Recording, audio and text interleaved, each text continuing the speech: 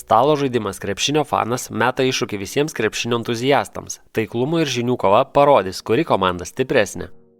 Paruoškite žaidimo lentą stalo viduryje. Šalia padėkite klausimų kortas, baudos metimo kortas ir krepšinio kamuoliuką. Visi žaidėjai pasidalina į 2 komandas ir pasiima po 5 klausimų kortas, 20 efektų kortų, kurios sudarytos iš 10 bloko ir 10 neapginamo metimo kortų, bei po 1 komandos lentelę. Lentelėje užrašykite savo komandos pavadinimą bei žaidėjų vardus. Joje bus žymima pagrindinė žaidimo informacija apie pelnytus taškus, sužaistus kėlinius, atliktas atakas bei pražangas. Laisvai pasirinkta tvarka užverskite 5 klausimų ir efektų kortas ant žaidimo lentos savo pusėje. Efektų kortos dėliojamos poromis, tai yra, jeigu dedate vieną bloko kortą, tai būtinai privalote aikštelėje padėti ir neapginamo metimo kortą. Didesnį skaičių išsidenusi komanda pradės žaidimą puolimu. Žaidimą sudaro 4 kėliniai, kurių metu kiekviena komanda atlieka po 7 atakas. Palančiosios komandos žaidėjai eilės tvarka atlieka po 1 ataką mesdami kamuoliuką nuo galinės linijos ir stengiasi, kad jis sustotų krepšyje arba ant vieno iš 8 varžovų kortų laukelių.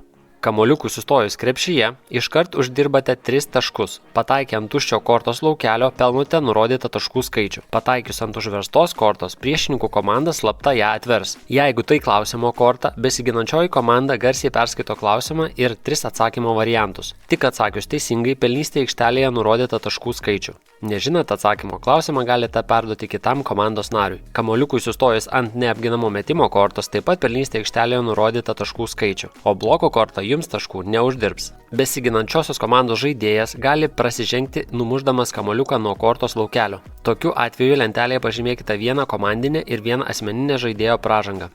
Ataką galite kartoti tuo atveju, jeigu besiginančioji komanda dar nebuvo surinkusi 4 komandinių pražangų. 5 asmeninė pražanga eliminuoja žaidėją, o 5 komandinė pražanga leidžia puolėjui mesti baudas.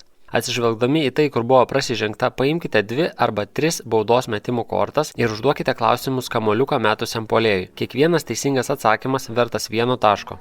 Atakos pabaigoje išmeskite 2 panaudotas efektų korteles arba 1 panaudotą klausimo kortelę ir traukite naują. Šiame etape komandos gali laisvai perdėlioti 5 kortų pozicijas savo aikštelės pusėje. Dėmesio, žaidimo metu privalote panaudoti visas turimas efektų kortas. Nepamirškite komandų lentelėse žymėti atliktas atakas, taškus, pražangas bei kėlinius. Naujos atakos pradžioje prieš tai besigynusi komanda taps puolančiąja ir taip toliau. Pasibaigus kėliniui, nutrinkite komandinės pražangas ir įdenkite kamuoliuką kuo arčiau priešininkų krepšio. Tikslesnė komanda pradės puolimą pirmoji.